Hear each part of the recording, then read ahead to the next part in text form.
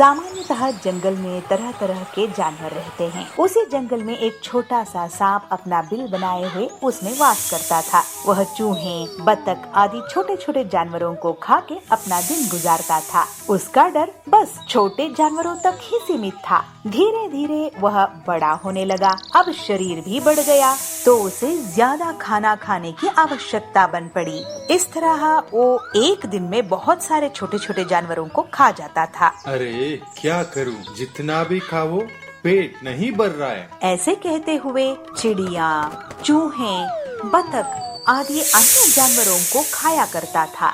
उसके बाद अपने बिल में घुस जाता था और सोते रहता था। जंगल के सारे जानवर उससे बहुत परेशान हो गए थे। अरे इस सांप से कब छुटकारा मिले, मुझे तो घोंसला छोड़ के बाहर जाने की हिम्मत ही नहीं होती। हाँ बहन, मुझे भी ऐसा ही है। मेरे बिल से बाहर निकलूं, बस ये सांप घुस जाता है और बच्चों को खा लेता है। ऐसे जंगल के सारे छोटे जानवर बात करने लगे।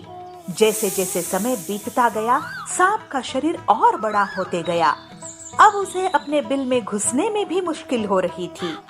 अरे अब तो नया घर ढूंढना ही पड़ेगा, मेरे मुंह तक इसमें घुसा नहीं जा रहा है। कहते हुए वह सांप दूसरे बिल की तलाश में इधर उधर भटकने लगा। रेंगते हुए एक बरगद की पेड़ के पास जा पहुंचा। वहाँ पर वह देखता है कि चींटियों ने बहुत बड़ा और अच्छा सा घर बनाया है। तब सांप ने सोचा, अरे वाह, ये बिल तो बहुत ही बढ़िया है। ये बिल मेरे लिए बहुत सही रहेगा। ये बड़ा भी है और मेरे शरीर के लिए उत्तम भी है। बरगद का पेड़ बहुत ही बड़ा होता है, जिसमें एक साथ बहुत से जानवर रह सकते हैं। इसलिए उस बरगद के पेड़ में भी बहुत सारे जानवर, पंछी, चींटियां बहुत सारे थे। लेकिन जब उन्होंने सुना कि वह सांप यहाँ रहने वाला है, तो वे सब डर के मारे वहाँ से कट लिए। सबके मन में बस एक ही आशा थी कि वह सांप वहाँ से चले जाए। वो आपस में ऐसे बातें करने लगे, अरे ये कहाँ से आ गया? अगर ये यहाँ रहेगा ना तो हम निश्चिंत सो भी नहीं पाएंगे। हाँ, ये सांप ना बहुत ही खाना खाता है। एक दिन में इस पेड़ में रहने वाले सारे बच्चों को निगल जाएगा। चींटियों ने जैसे ही सांप की बात सुनी तो बहुत गुस्से में आग बबूला हो गए।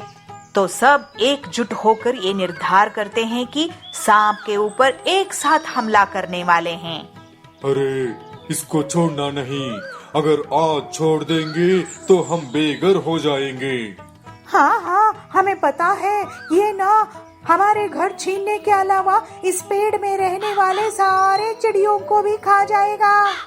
सच बात कह रही हो बहना, हमारे बच्चों के लिए भी कोई सुरक्षा नहीं रहेगी। तो सब चींटियों ने ये निर्धार कर लिया कि सांप को ऐसे ही नहीं छोड़ेंगे।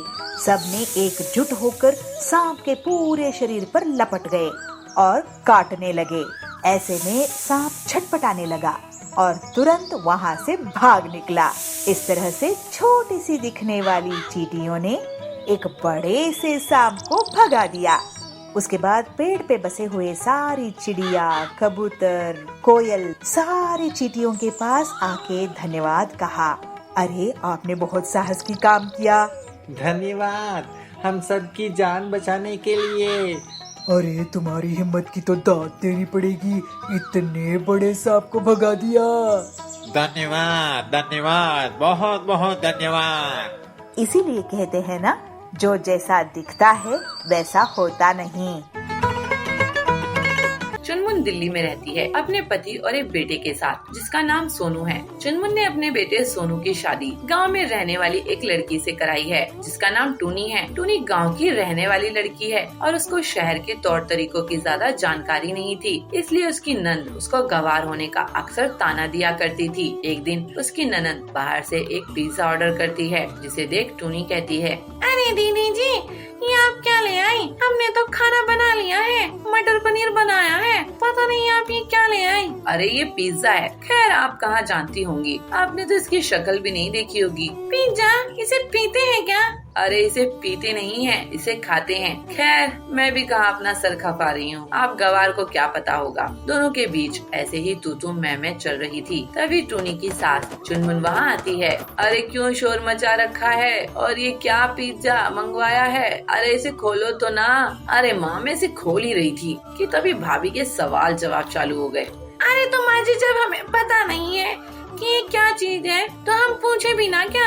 हम पूछ रहे हैं और नंद जी हमें उल्टा जवाब दे रही है। चलो अब ये सब छोड़ो और ये पिज्जा खाओ। सभी मिलकर पिज्जा खाते हैं और ऐसे ही अगले दिन टूनी सभी के लिए नाश्ते में पिज्जा बना देती है और जिसे देख उसकी नंद कहती है, अरे भाभी आपको पिज्जा इतना पसंद आया क्या कि आपने सुबह सुबह ही ऑर्डर कर दिया? हाँ? अरे नहीं ननद जी, मैंने कोई पिज्जा ऑर्डर नहीं किया, बल्कि ये तो मैंने खुद ही बनाया है। क्या खुद ने? झूठ मत बोलो भाभी। अरे मैं झूठ नहीं बोलती हूँ। अच्छा कैसे बनाया? कल हमने जब पिज्जा खाया था तो हमने तभी पहचान लिया था कि इसमें क्या क्या डला है, और फिर क्या था, शाम को बाजार गए, सामान ले आए और बना दिया पिज्जा। लेकिन पिज्जा तो ओवन में बनता है भाभी, और ओवन तो हमारे घर में है ही नहीं। ये फेंकना बंद करो, समझी ना आप? मैं गवार नहीं हूँ। नंद जी गवार ना आप है न मैं हूँ। मैं देसी जरूर हूँ लेकिन गवार नहीं। मैंने अपना दिमाग लगाया और कर दिया। अब आप खाकर बताओ कैसा बना है। अरे वाह बहू, तूने तो चंपा को चमका दिया। ये मुझसे हमेशा यही कहती रहती है कि भाभी गवार है, भाभी गवार है। लेकिन आज बहू तूने साबित कर दिया कि तू देसी जरूर है लेकिन गवार नहीं। अब खाना चंपा पिज्जा। चंपा जैसे ही पिज्जा खाती है उसे समझ आ जाता है कि पिज्जा में कोई कमी नहीं है और वो रेडीमेड पिज्जा की तरह है। टूनी की नंद चंपा की नजर अब शर्म से झुक जाती है और वो कुछ नहीं कह पाती। टूनी अपने घर में बैठी टीवी देख रही थी। तभी उसकी पड़ोसन कोकिला वहाँ आती है और वो टूनी को देख कहती है, अरे टूनी बहू, ये तूने कैसे रंग बिरंगे रंगों की साड़ी पहन रखी है? क्या आंटी जी अच्छी नहीं लग रही क्या?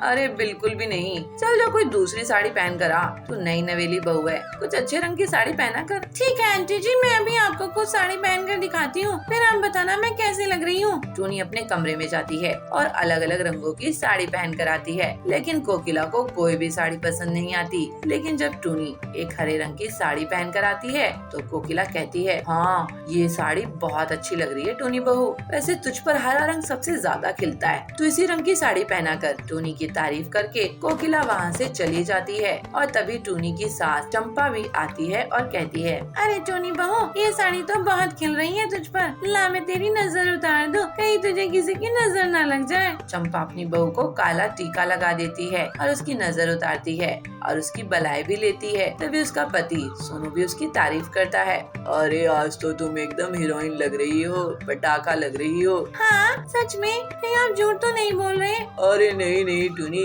मैंने आज तक कभी तुमसे झूठ बोला है? जो आज बोलूंगा, ये हरा रंग बहुत खिल रहा है तुम पर। अब टूनी को जब सभी से इतनी तारीफ मिलती है तो वो अपने मन ही मन सोचती है, इसका मतलब ये रंग बहुत ही अच्छा लग रहा है मुझ पे, अब तो मैं यही पहना करूंगी। अब टूनी नॉर्मल दिनों में तो सूट सलवार ही पहना करती, लेकिन जब भी कोई फंक्शन होता या कहीं आना जाना होता तो वो हरे रंग की साड़ी ही पहना करती। एक दिन वो पास के पड़ोस में शादी के लिए हरे रंग की साड़ी पहनकर जाती है। वो सच में बहुत सुंदर लग रही थी, इसलिए सभी उसकी बहुत तारीफ करते हैं और अब तो टूनी और भी पहाड़ पर चढ़ जाती है। हरे रंग की साड़ी पहनने पर मुझे बहुत ही तारीफें मिलती हैं। मैं बता नहीं सकती कि मैं कितना अच्छा महसूस कर रही हूँ। ऐसे ही अब टूनी अपनी सभी रंग की साड़ियों को डाई करवा देती है और उनका रंग हरा करवा देती है। ऐसे ही एक दिन वो जब बाजार जा रही होती है तभी एक छोटा सा बच्चा उसके ऊपर पानी फेंक देता है और टूनी की साड़ी का सारा रंग उतर जाता है और वो हरी हरी हो जाती है और सब उसका मजाक बनाने लगते हैं। वो देखो हरी एलियन, वो देखो हरी एलियन जा रही है। टूनी भागते हुए अपने घर आती है, लेकिन उसकी सास भी उसे पहचान नहीं पाती और उसे कहती है, ए भिकारन, बाहर खड़ी रह, कहाँ अंदर घुसी आ रही है? देखो तो जरा इन भिकारनों के कितने भाव बढ़ गए हैं, घर में घुसी आ रही है। मैं और भिकारन? नहीं तो क्या मैं? चल निकल यहाँ से। माँ जी मैं कोई भिकारन नहीं हूँ, मैं आपकी बहू हूँ टूनी। क्या? लेकिन बहू तेरा ये हाल कैसे हुआ?